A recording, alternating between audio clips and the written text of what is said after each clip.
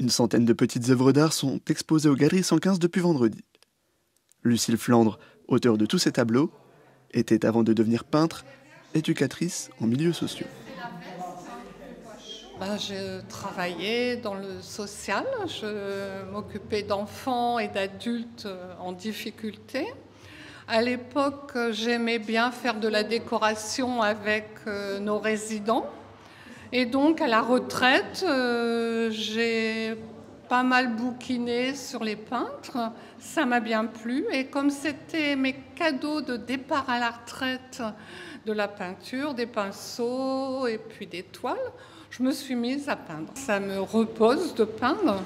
Et je peins tout ce qui me touche, des tableaux qui vont plaire aux enfants, des petits ours, des animaux, des fleurs. Et j'aime beaucoup reproduire des tableaux de maître. Des tableaux à l'acrylique pour tous les goûts et à petit prix.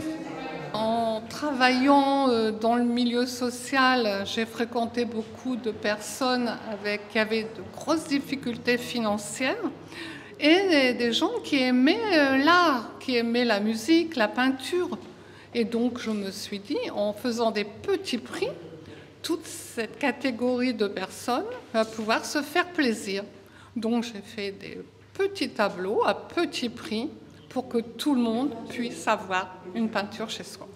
Pour que tout le monde puisse avoir une peinture chez soi, Lucille accorde beaucoup de temps à cette passion qui occupe ses journées depuis sa retraite. Donc on travaille 3/4 d'heure, on laisse sécher, on reprend le lendemain et puis ça fait 4 à 5 heures de travail. Par contre, il y a d'autres tableaux, en une séance de 4 heures, le tableau est fait. Pour Lucille, les tableaux de maître n'ont plus de secret. Elle reproduit souvent ses tableaux préférés avec quelques différences, comme ce Quentin de la Tour, victime de son succès. Je trouve que ses yeux sont très expressifs et lorsque j'ai peint ce tableau, j'ai eu l'impression de donner la vie à un personnage. Si vous aussi vous souhaitez acquérir une de ces merveilleuses œuvres, vous avez jusqu'au 3 mai pour vous rendre aux Galeries 115 et découvrir de nouveaux tableaux ou redécouvrir les plus célèbres.